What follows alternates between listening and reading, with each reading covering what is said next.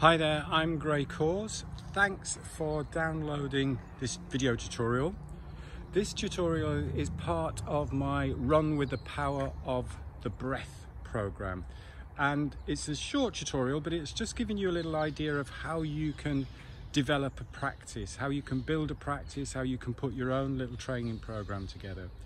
We'll look at things of, why do I run? It's a great question that we should be asking ourselves. And what are the things that maybe have held us back in the past that has stopped us achieving our goals? And I'll also be giving you 4 gears of breath. This is a really good way of monitoring your effort level when you're running so that you don't get out of breath. We should never be out of breath when we're running. So I hope you enjoy the video. And if you've got any questions, then please do not hesitate to contact me, and have a great day. Thanks, enjoy your running. Moving forwards now from the course, consider how you're going to continue and how you are going to build your practice or devise a training program. And some of the things you want to jot down and think about is your overall vision. Now, vision is very much about quality. So I want to really be able to enjoy my running. I want to have some time to myself to practice, and I really want to get that qualitative feelings from the practice that I do. And then you can start penciling in some goals that is going to help you achieve that feeling, that quality feeling. And the goals are much more sort of like quantitative, so they're a little bit more measurable in terms of perhaps it's I want to practice the nasal breathing 20 minutes a day, because if I do that, I know I'll be able to run with more ease when I've practiced that after a few weeks. Always remember that we are working with intention. So intention to whatever we are practicing really does make a difference. It really helps that mind, body, breath connection. And play, make sure that you are enjoying what you're doing. Or if you're not enjoying what you're doing, then we just need to change things about a bit, mix it up a little bit.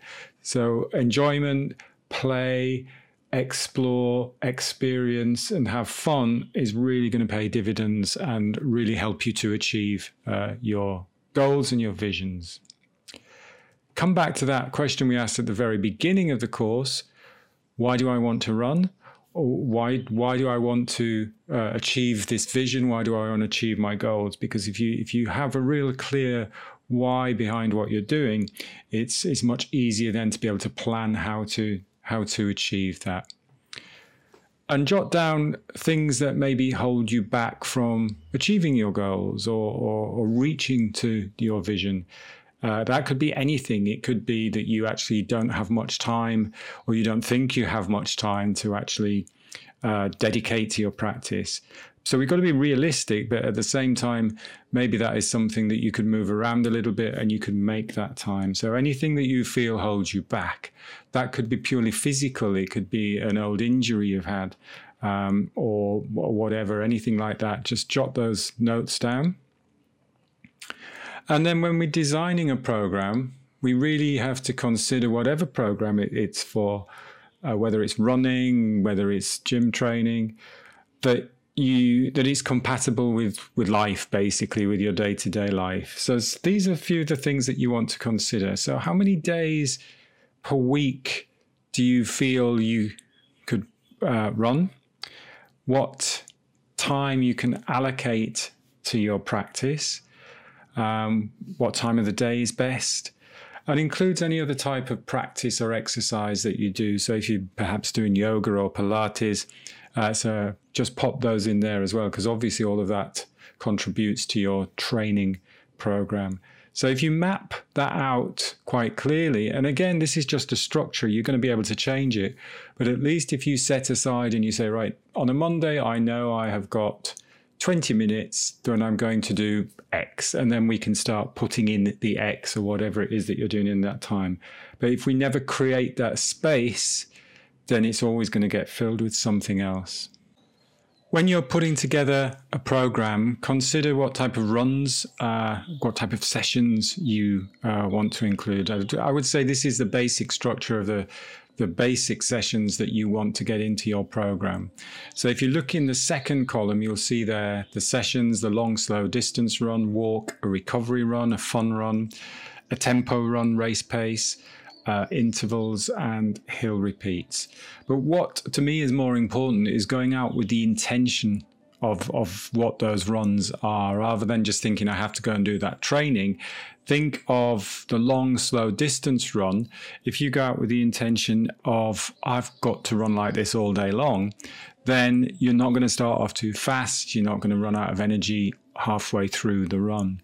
Now, a long, slow distance run can be anything from 5 minutes if you're starting to run to if you're training for a marathon, then a long, slow distance run could be up to 22 miles. So just because it's long, slow, and distance, it doesn't mean to say you have to run the same distance. So your long, slow distance run is going to be relative to what you're training for. I would always put in a walk or a recovery run or a walk-run session. Definitely, because I think walking is very powerful. And we tend to walk without intention, or we walk in with the intention to getting somewhere. So our mind is not always in where we are at now when we're walking. So I would really recommend putting in a walk, which isn't like a power walk or anything. It really is a reset. It's a time when you can focus on your structure. You can focus on your breathing. You can really energize and restore through the body. Use the muscles that you're working when you're walking. There's more muscle power when you're walking really than when you're running, because when you're running, we're using more of that elastic energy. Without a doubt, you need to put in a fun run. So if you're only doing one run a week, make sure it's a fun run. And this is where you can just be curious, play and explore. So you're not really having any other intention apart from that. So you could go out for a fun run, you might end up running 20 miles, or you might end up running for 10 minutes. That's really irrelevant. The intention and the purpose of that run is to explore, to play, and be curious. If you are, say, for example, you're running on a trail, then maybe check a little bit off the beaten track, stop and do some squats, or have a little climb on some logs, or hang from a tree, or anything that's just playful. We are allowed to play. And then you've got tempo runs, race pace. And with these, you're just challenging yourselves a little bit more. So you're being a little bit more powerful. You're taking your body to that aerobic threshold. So you are pushing yourself a little bit. But again, there's that fine line between pushing and being powerful to forcing and hurting yourself. So just be really mindful when you start to get to tempo, race pace, and when we go to intervals and hills, that you're not just doing it for the sake of trying to do it, and that actually you're in control and you can feel that power, and that you can relax into that power as well. So with the tempo and the race pace, then this should feel quite challenging, but it's still energizing, it's uplifting, it's very strong, it's very powerful. So those are the intentions that you can go out with for that run. And then the final one, and again, I wouldn't always include this. We really have to be strong in our structure and have really good technique to be able to take the force that is put through the body when we do interval training. Hill repeats, I personally use hill repeats rather than interval training, because for me it's a better workout, if you like. I'm not really into sort of like sprinting intervals, but again, this is all what works for you, what is enjoyable for you. But with this type of session, then think of it as short, fun, controlled bursts of energy, and just really go for it. But again, we never want to be out of control. So we always want to be in control of the breath and in control of the body. Effort level. It's important to be able to really body sense what we call rate of perceived exertion. So how we are feeling and what effort we feel we're putting into our practice. Now, there's all sorts of biofeedback stuff like watches, sports watches, heart rate monitors, which are all great, but you don't need all of that tech. As long as you can tune in with how you are feeling in your body, that's a really good place to be. And even with the tech, even with all the biofeedback, you want to be tuning into your body first and using that biofeedback just to monitor. So say if you start thinking, oh, I'm running at a pretty easy effort level, and then you check and your heart rate's through the roof, then that's something that you need to consider. But don't necessarily be a slave to the heart rate monitor. 80-20 training. So this is a great way to consider how you're planning your sessions. So 80% of your training should be pretty easy. So in that aerobic threshold, when we're looking at breathing, then it's breathing easy in and out through the nose, nasal breathing. And once you are sufficiently conditioned, once the body's sufficiently conditioned, then you can do that 20%, which is that more higher intensity element. What tends to happen is we go out and do the same type of run all the time, or the same type of training, which is in that murky bit in the middle. But actually, you're not going to get loads of improvement for that. You'll improve a little bit and then you'll plateau. So we really want to do what is called polarized training, less higher intensity and more easy training. So if you think roughly about 80% easy, 20% a little bit more challenging in your training. If we look at gears, so I really talk about effort level and the breath controlling your effort level. So it's a really good idea to think of gears, breath gears.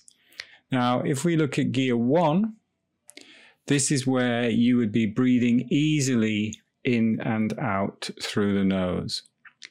So there'd be hardly any increase in the breath rate or the breath volume. So when you transition, when you go from walk to run, you hardly change your breath. Yes, you'll increase the volume a little bit and you'll increase the rate a little bit, but we don't want to go into a full out run. We're not going in for a sprint. So it's really ease into that run.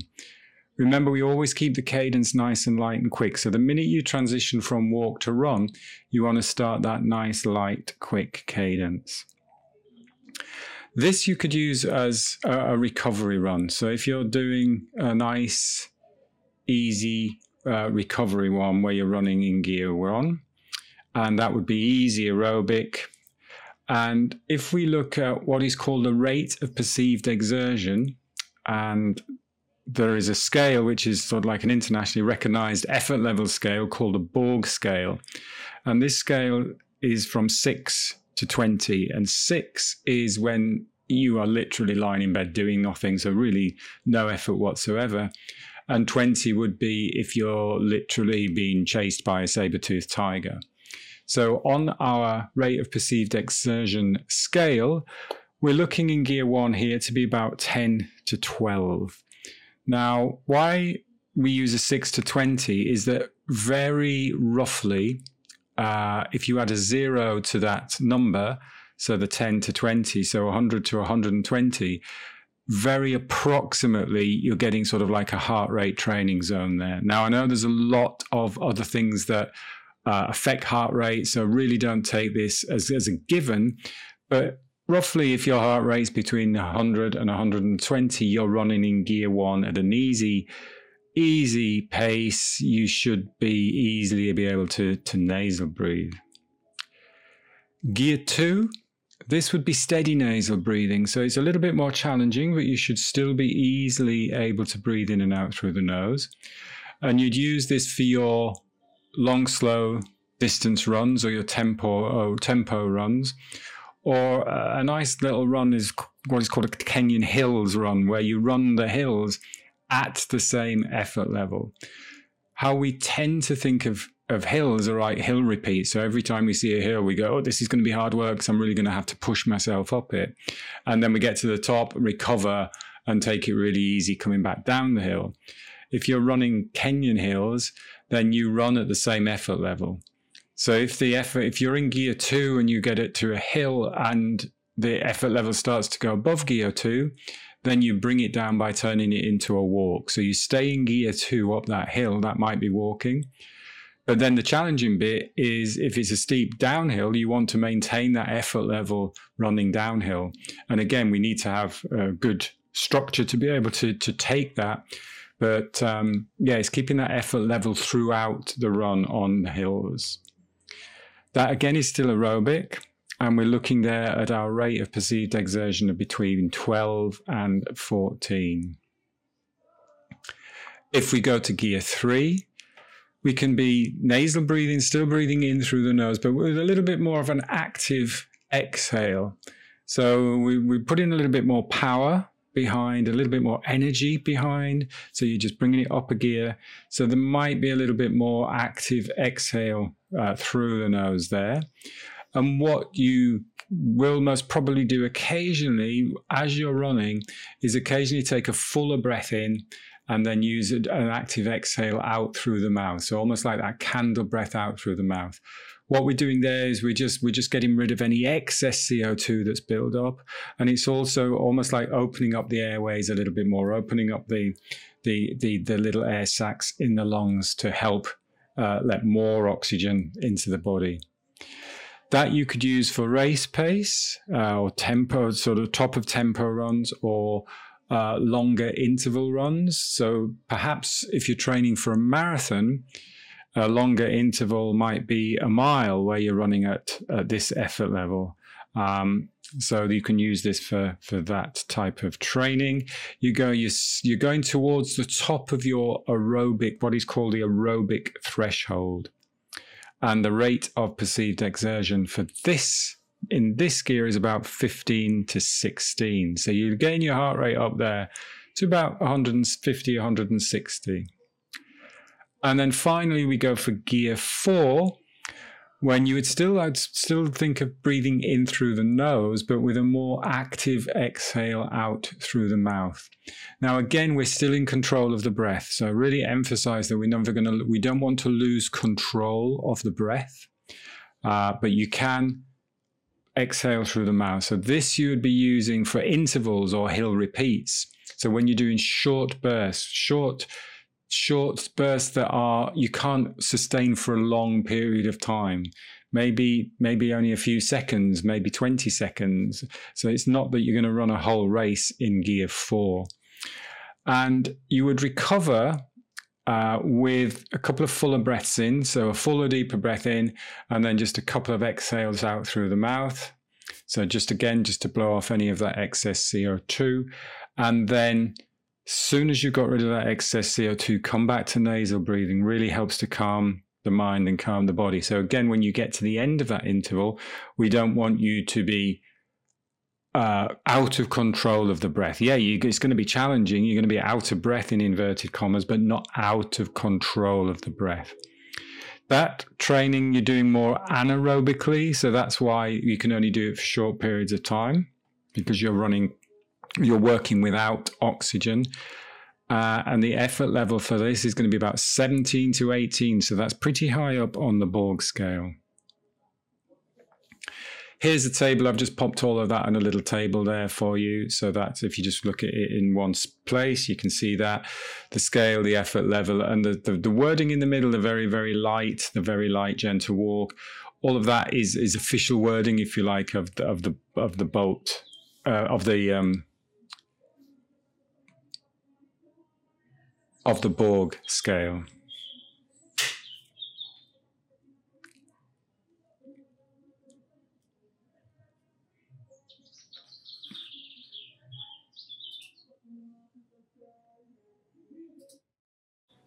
So to summarize, make sure the slide works.